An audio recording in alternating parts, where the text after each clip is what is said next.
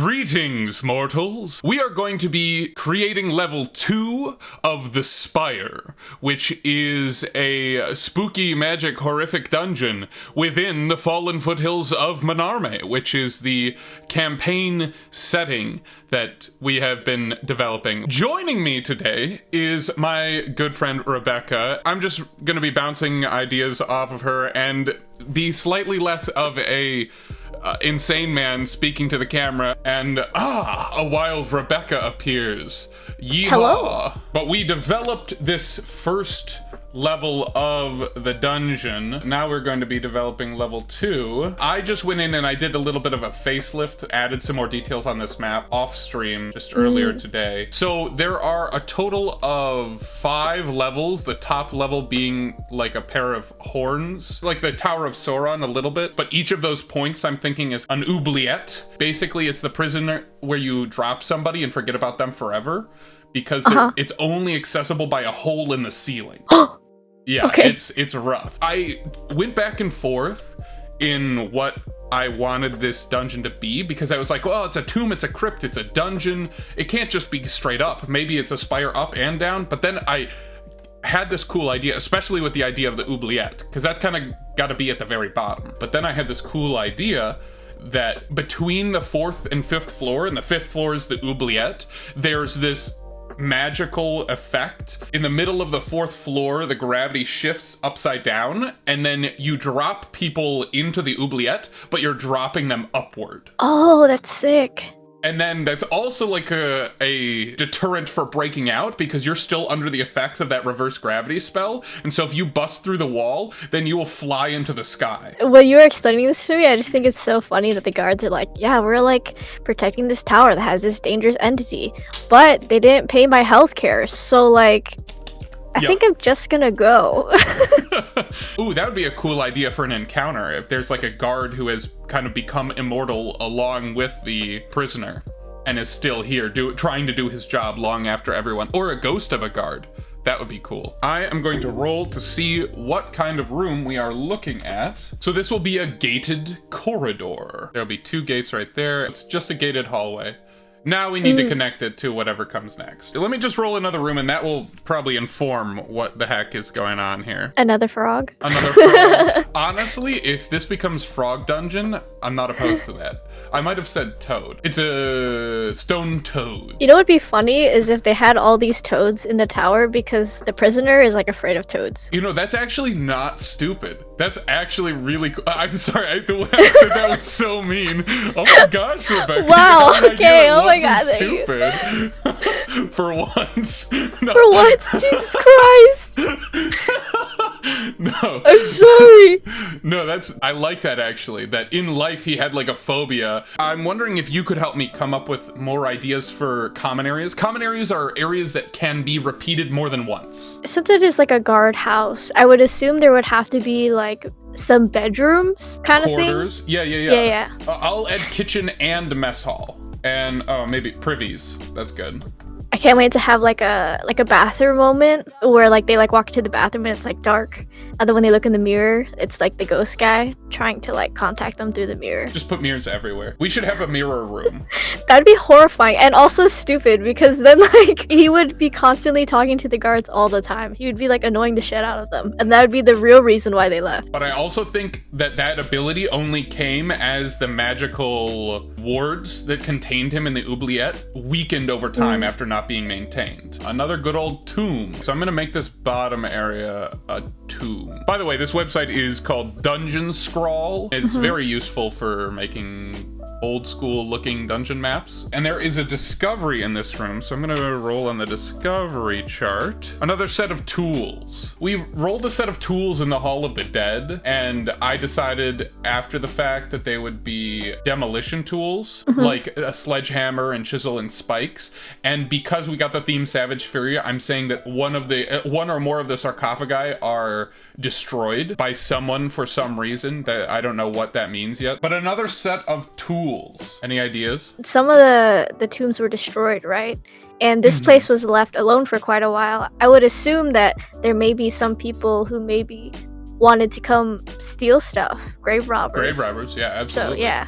So thieves' tools, maybe? That's actually perfect. Because we can make it 2 locked gates, but then we give them a set of thieves' tools if nobody has any. Thieves' tools. Lockpicks. String. Fake ID.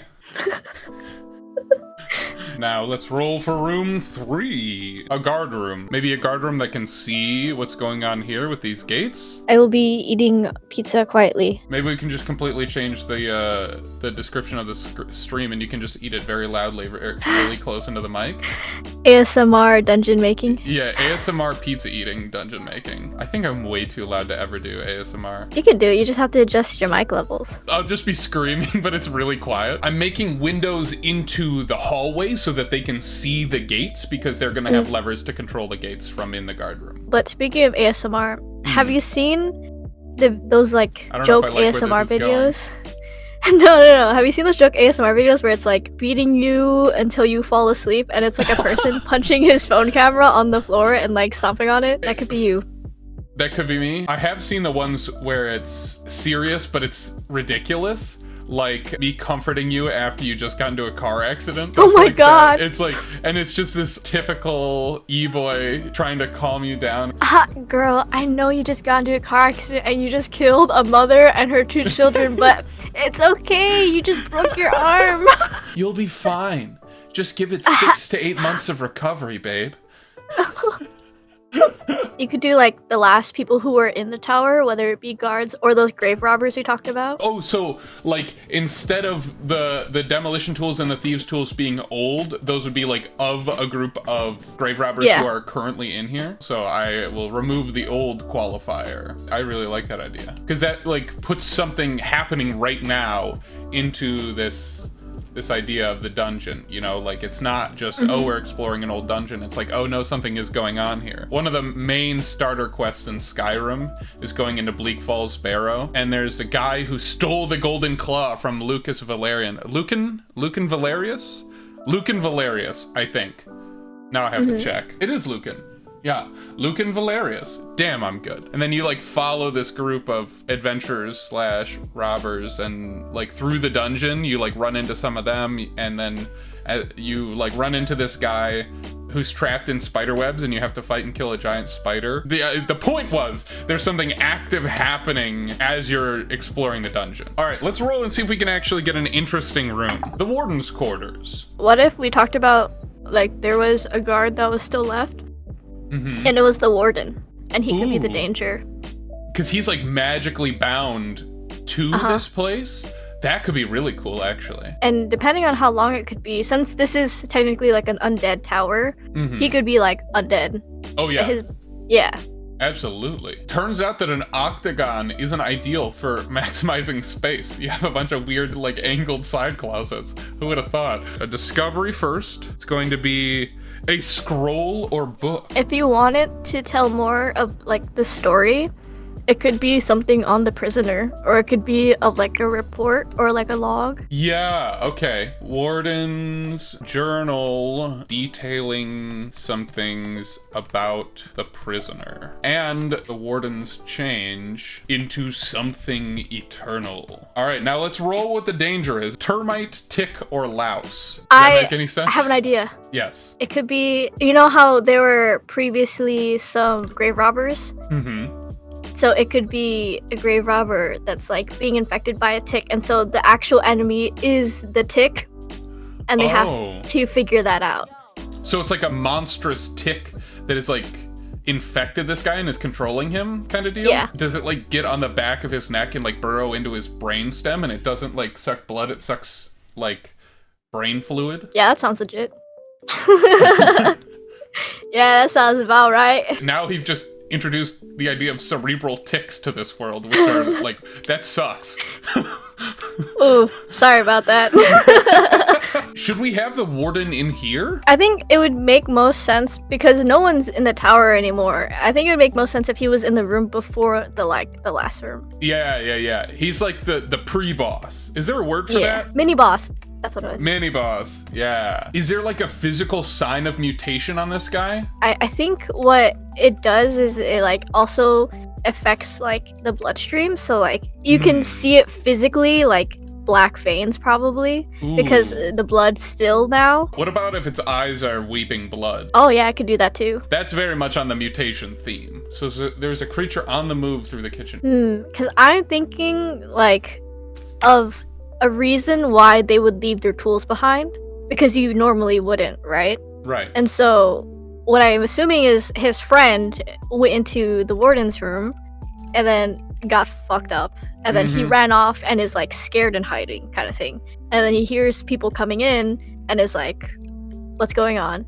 But obviously is very like, I'm gonna protect myself and myself the foremost, which makes sense. Adaria, one of the grave robbers, moves cautiously through the kitchen. And then let's learn a little bit about Adaria. Notable nose.